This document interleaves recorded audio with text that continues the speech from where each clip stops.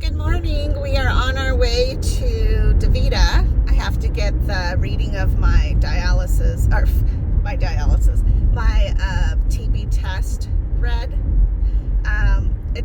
It's kind of weird though, because on my arm where I had the injection, it's like bruised.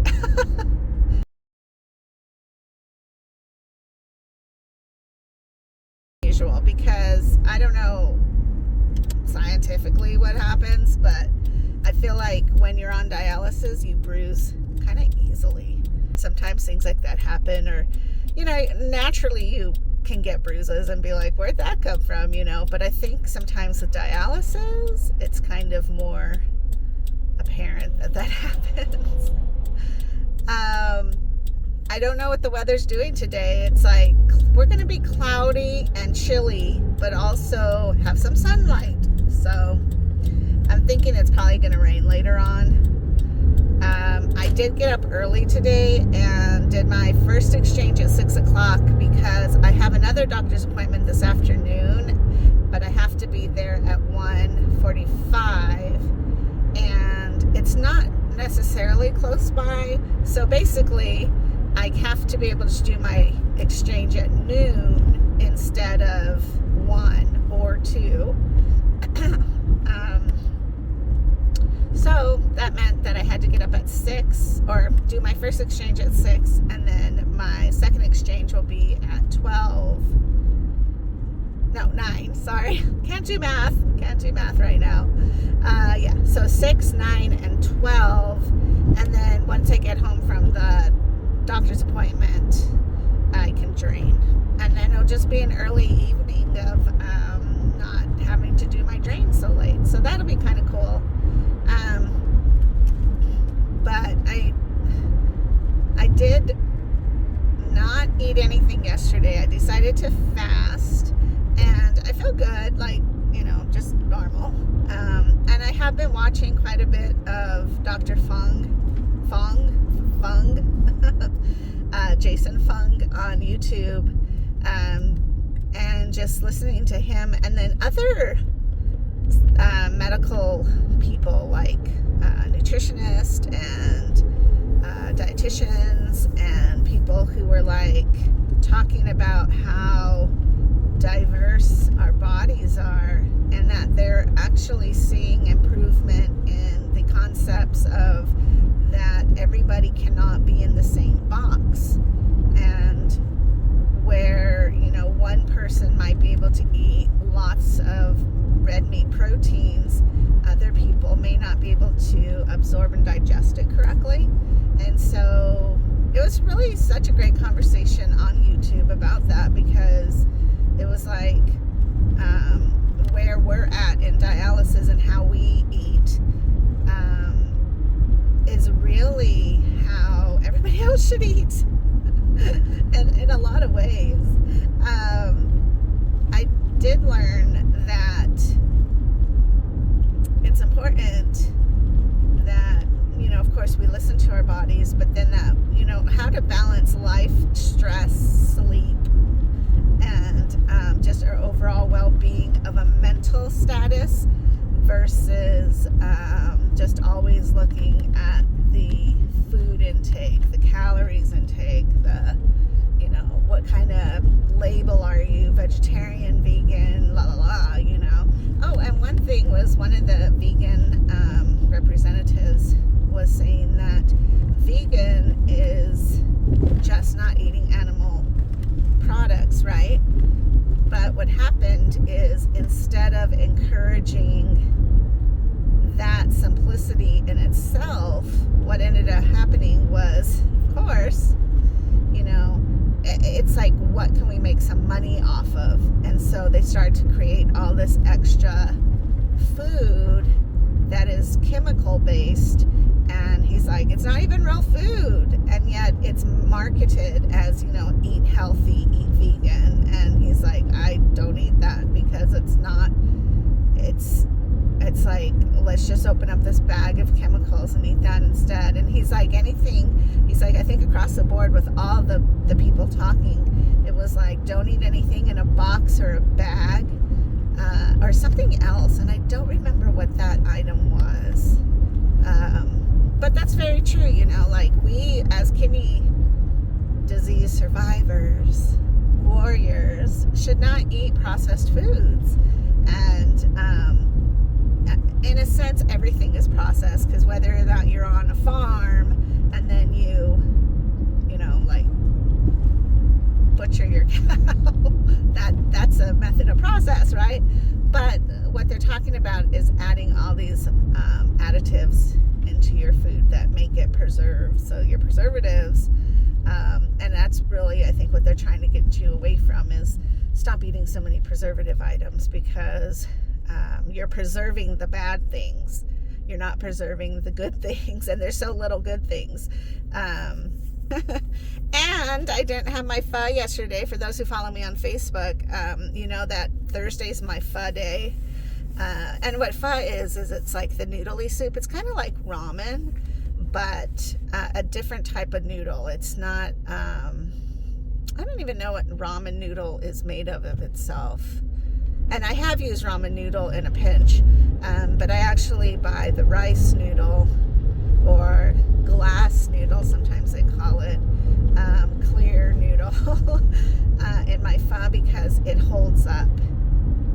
Simply because when you're eating pho, it's supposed to be such a delightful experience that you don't just jam it all in. And so I know with ramen, the noodles, they get mushy really quickly.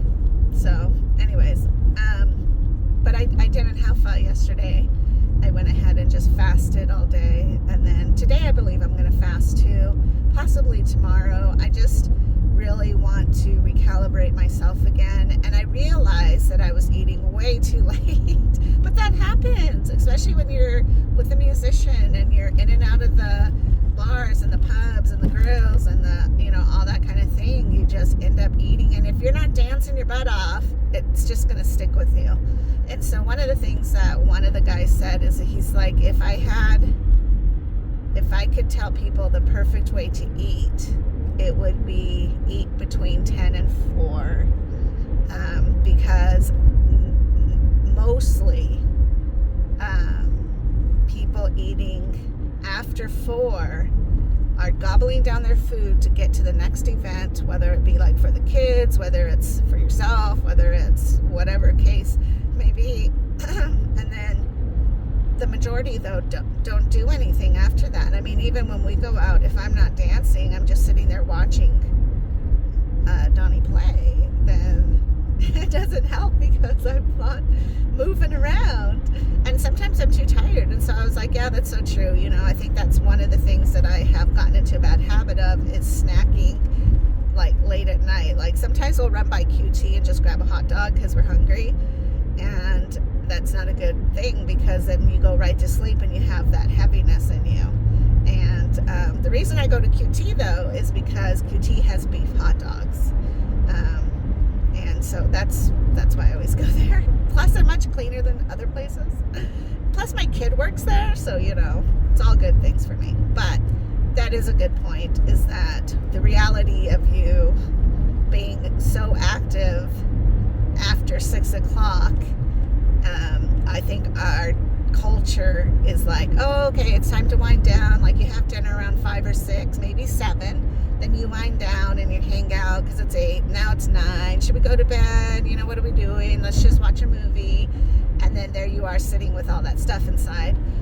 When technically, this guy was saying that it'd be so much healthier if people just ate between 10 and 4, but that's so impossible for a majority of people, especially if you're working. Like, excuse me, sir, I need to eat my dinner right now. Like, you can't just stop everything. Like, my lane here at Walmart is closed because I need to eat my dinner. I don't know.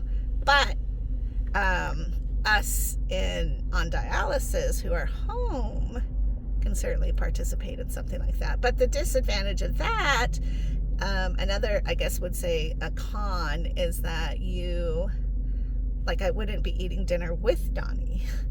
I would have to save him his portion, and then he would just have to eat on his own, which he doesn't have a problem with. Like, he's not one that's like would be offended by that. You know, of course, eating together is fun, and especially like when I think about date night when we go to On the Rocks, that's an event where it's like, yeah, we want to have some goodness, you know, together. Like, it's cool to hang out and have dinner, and maybe just once in a while that would be kind of the case. But I'm kind of feeling that 10 to 4 thing, because I'm like, yeah, you know, typically I'm not hungry even until 1 normally. So what I had been doing in the past is I would do around noon, I would get my stuff prepped to start cooking, and then I would do my exchange at 1, and then I would make the food, go pick up Ben, come back, and we would have our lunch dinner, our linner, and then you know, later on that evening he might have a snack or have more of whatever we ate. And I usually didn't, but I can't say that I didn't, because there would be a couple times where it's like, oh, I'll have another taco or 2, you know. So and that's because Donnie got home, right? And so I think that's just going to be another shift that I'm going to try, because I got to figure out how to manage. It's like you have to manage how much you take in, and then how much are you working it off. And then because we with kidney disease are usually pretty sedentary, then it's like we get stuck. We're so tired. We get stuck in the loop because we're so tired, but we try to work out. We try to stay active. I tell you, laundry day is monstrous for me. It's like, that's my workout is laundry.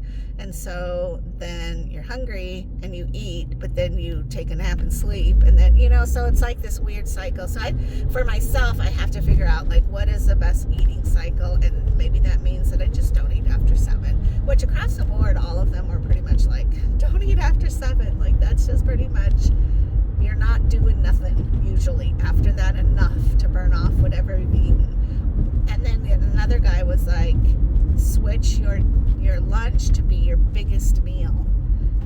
Make it delicious. Do whatever, you know, meet your friends then for lunch if you can, and then eat a very light dinner around 4. So anyways, that's what the kind of things that I was doing yesterday while I was fasting. I do find when I fast, I like to watch encouraging YouTube videos about fasting, so that I'm not, you know, like, sad, overly sad, because it is hard. But actually yesterday was pretty easy. Usually it's like your 3rd day where you're like